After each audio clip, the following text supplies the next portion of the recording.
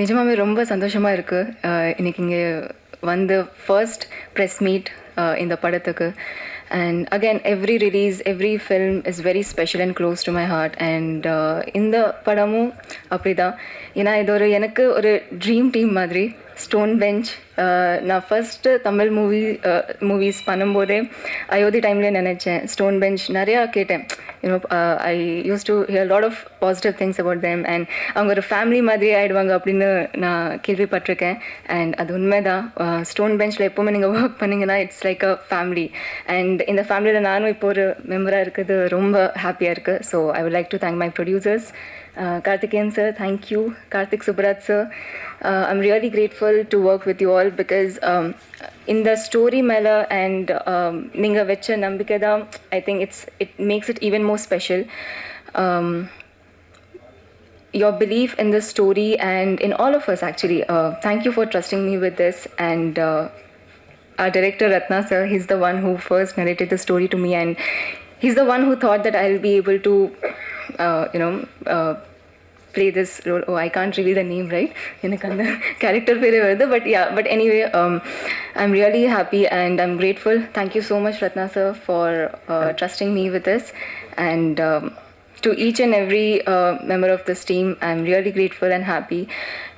நீங்கள் அந்த first look இன்றைக்கி ரிலீஸ் பண்ணுறோம். இன்னும் நிறையா இருக்குது. I am really looking forward for all of you to witness.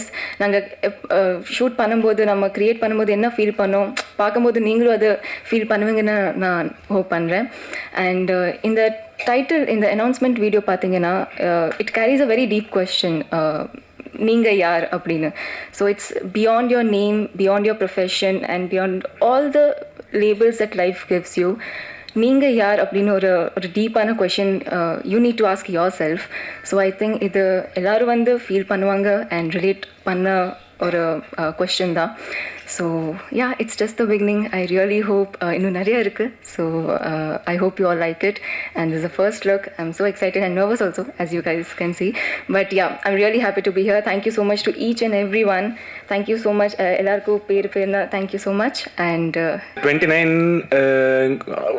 யாருன்ற கேள்வி இருக்கு இல்லையா, இட்ஸ் சம்திங், எப்படி சொல்கிறது, எனக்கு நான் யாருன்னு ஒரு புதுசாக ஒரு டைமென்ஷன் கண்டுபிடிக்கிறதுக்கு ஹெல்ப் பண்ண ஒரு ஃபிலிம்னு சொல்லலாம்.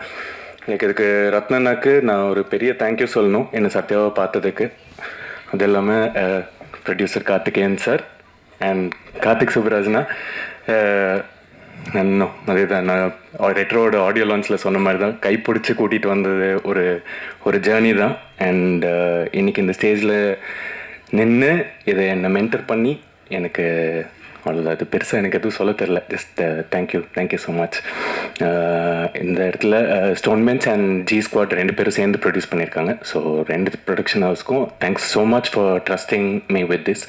கடைசியாக 29 அப்படிங்கிற வயசில் ஒரு லைஃப் சேஞ்சிங் எக்ஸ்பீரியன்ஸ் இல்லை ஒரு கொஸ்டின் நம்ம நிறையா பேருக்கு 29 கடந்து வந்தவங்களுக்கு அது என்னன்னு தெரியும்.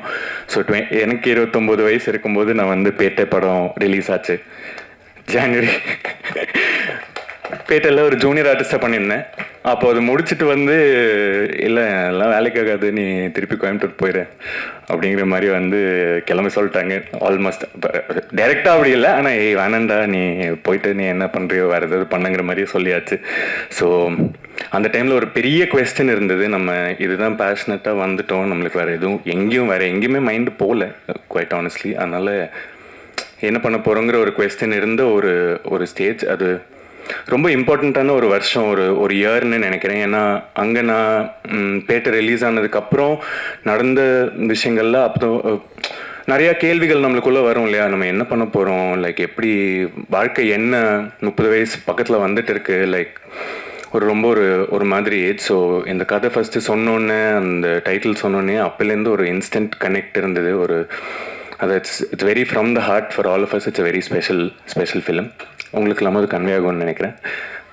Please keep supporting. தேங்க்யூ. 29 பற்றி கொஞ்சம் பேசலாம் அப்படின்ட்டு. ஏன்னா எல்லாரும் என்னென்னமோ சொன்னீங்க, கல்யாணம் ஆகலை, ஃபினான்ஷியல் ப்ராப்ளம். எனக்கு ரொம்ப ஒரு வஸ்ட்டாக கேவலமாக அவமானப்படுத்துகிற மாதிரி ஒரு விஷயம் நடந்தது.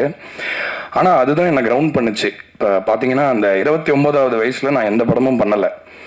ஒரு வருஷம் சும்மா வெட்டியாக இருப்போம் அப்படின்னு சொல்லிட்டு சில மேலே கீழே இதெல்லாம் நடக்கும் லைஃப்பில். ஸோ அதனால் சரி ஓகே மியூசிக்கே கொஞ்சம் நாள் விட்டுருவோன்னு சொல்லிட்டு அதுதான் நான் மியூசிக்கே பண்ணாமல் இருந்த ஒரு வருஷம் ஆக்சுவலாக என் லைஃப்லேயே. யாராவது பாட்டு போட்டாலே எரிச்சலாக வரும், மியூசிக் அச்சே ஆஃப் பண்ணுங்கடா அப்படின்னு இருக்கும்.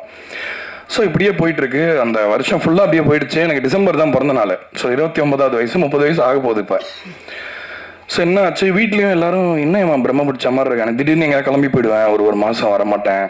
அப்புறமா திடீர்னு ஒரு மாதம் கழிச்சு வருவேன். பார்த்தா அந்த கிட்டத்தட்ட அந்த நான்கடவுள் ஆரியா இருப்பார்ல அந்த ஜோனுக்கு போயிட்டேன். சரி நான் சியரப் பண்ணணும் அப்படின்னு சொல்லிட்டு என்ன பண்ணாங்க, என்னோட பிறந்த நாள் இன்னைக்கு மிட் நைட் பிறந்த நாள், 30 வயசு ஆக போகுது. என்னோட ஒய்ஃப் வந்து காலையிலேருந்து சண்டை போட்டுக்கிட்டே இருக்காங்க என்கிட்ட இந்த for no reason. Apparently to throw me off ஒரு சர்ப்ரைஸ் பிளான் பண்ணியிருந்தாங்க நைட்டு 12 மணிக்கு. அது வந்து நான் ஸ்மெல் பண்ணிடக்கூடாதுன்றதுக்காக என்னமோ பண்ணுறாங்க, மூஞ்சிலெல்லாம் தண்ணி கொட்டுறாங்க. நான் எதுக்குமே சொரணாத மாதிரி இருக்கேன். ஸோ பயங்கரமாக சண்டை போடுறாங்க, என்னென்னமோ பண்ணுறாங்க, எல்லாம் பண்ணிட்டாங்க. சரி வெளியே எங்கேயோ போயிட்டு வரேன். வந்துட்டு மணி ஒரு 11:55 இருக்கும். வந்துட்டு நான் அது வரைக்கும் ரொம்ப சீரியஸான ஒரு ஆள். எனக்கு வந்து வாழ்க்கையை ரொம்ப நகைச்சுவையாக மாற்றின ஒரு எல்லாத்தையும் லைட்டாக எடுத்துக்கணும், நம்ம ஒன்றும் ஆகலைன்னா பரவாயில்ல அப்படின்னு சொன்ன ஒரு வயசு எனக்கு அந்த 29ங்கிற நம்பர் அவ்வளோ இம்பார்ட்டண்ட். எதுக்காக சொல்ல வரேன்னா, நான் ரொம்ப ரொம்ப மட்டமான ஒரு விஷயம் சொல்ல போகிறேன், நீங்கள் இது எப்படி எடுத்துப்பீங்கன்னு தெரில. பொதுவாக அன்றைக்கி ஏதோ ரொம்ப டைட்டாக ஒரு பேண்ட் போட்டிருந்தேன், it was suffocating me. And வீட்டுக்கு போனோடனே ட்ரெஸ்ஸை கட்டி போடணும் அப்படியே அப்படின்னு சொல்லிட்டு போகிறேன். ஆல்ரெடி ஏதோ காரில் சண்டை போட்டது, அந்த வருஷம் ஃபுல்லாக சரியில்லை, நமக்கு டைமு ஏதோ மனசு எங்கெங்கேயோ போகுது. 30 பற்றி வேற ஒரு பயமுறுத்துறாங்க நம்பரை பற்றி. போகிறேன், சட்டையை கட்டுறேன், பேண்ட்டை கட்டுறேன், பாக்ஸரோடு நிற்கிறேன். பேசிக்காக எல்லாரும் அந்த கர்டன்ஸ் பின்னாடிலேருந்து வந்து சர்ப்ரைஸ் அப்படின்னு கத்துறாங்க ஃப்ரெண்ட்ஸ்லாம். அன்றைக்கி தான் ரியலைஸ் பண்ணேன், ஓகே இது பரவாயில்ல தான் போல இருக்கு, இந்த அவமானம், இந்த வெக்கம், மானம், சூடு சொரணெல்லாம் இல்லாமல் இருக்கிறது நல்ல விஷயம் தான் போல இருக்குன்னு அன்றைக்கி ரியலைஸ் பண்ணேன். அதோட சீரியஸான விஷயம் என்னென்னா, அன்னையிலேருந்து நான் வந்து என்னோட ஒர்க்கை ரொம்ப இன்னும் அதிகமாக சீரியஸாக எடுத்துக்க ஆரம்பித்தேன்.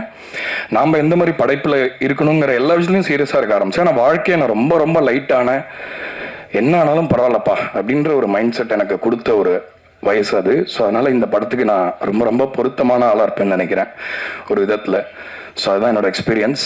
ஃபஸ்ட்டு எனக்கு இது ரொம்ப எமோஷ்னலான மூமெண்ட் வேறு. ஏன்னா விது இஸ் மை, எனக்கு அண்ணன் தம்பி தங்க யாருமே கிடையாது. யாராவது ஒருத்தர் நான் கிளைம் பண்ணோம் ஆஸ் அ பிரதர் அப்படின்னா Vidhu is my brother actually. So ஏன்னா சின்ன வயசுலேருந்தே பழக்கம். அவனுக்கு ஒரு 3 வயசு இருக்கும், எனக்கு 8 வயசு. அப்போலேருந்தே we know each other very well. So இன்றைக்கி பர்சனலாகவே அவன் வந்து ஒரு இந்த இடத்துல ஒரு ஹீரோவாக இருக்கிறது வந்து எனக்கு பர்சனலாக ரொம்ப ரொம்ப happy. And I am so proud of you. இது ஓகே, இப்போ பெரிய பருப்பு மாதிரி பேசினான் 29 வயசில். அவர் வந்து என்னது நான் என்ன யார் அப்படின்னு ஒன்றும் இல்லை. 4 பேரை லவ் பண்ணான். அந்த 4 பேரில் யாரை இதுக்கப்புறம் கல்யாணம் பண்ணலாமா வேணாமான்னு யோசிச்சுட்டு இருந்த வயசு அவனுக்கு அது. அதை தவிர அவன் வேறு எதுவுமே பண்ண அந்த வயசில். இதுக்கு வந்து இவன் வந்து நான் யார், நான் என்ன பண்ண போகிறேன் இப்படிலாம். ஏன்னா இவனுக்கு இவன் யார், இவன் என்ன பண்ண போகிறான், இவன் வாழ்க்கையில் உருப்பிடுவானா மாட்டானா, இதெல்லாம் யோசிச்சுட்டு இருந்தது நான், அவங்க அம்மா. ஆக்சுவலாக இவன் வந்து இன்றைக்கி என்னன்னா மைக்கை பிடிச்சி சூப்பர் ராணி நல்லா நடிக்கிறங்க, உங்களுக்கு புரிஞ்சிருக்குன்னு நினைக்கிறேன். வாழ்க்கையில் நல்லா வருவான். ஸ்டோன் பெஞ்ச் நிறுவனம், ஜி ஸ்குவாட் நிறுவனம் சேர்ந்து தயாரித்து உருவாக்குன்னு ஒரு மிகப்பெரிய நடிகனாக வருவான், ஹீரோவாக வருவான்ற நம்பிக்கை எனக்கு வந்துருச்சு ஆக்சுவலாக. ஸோ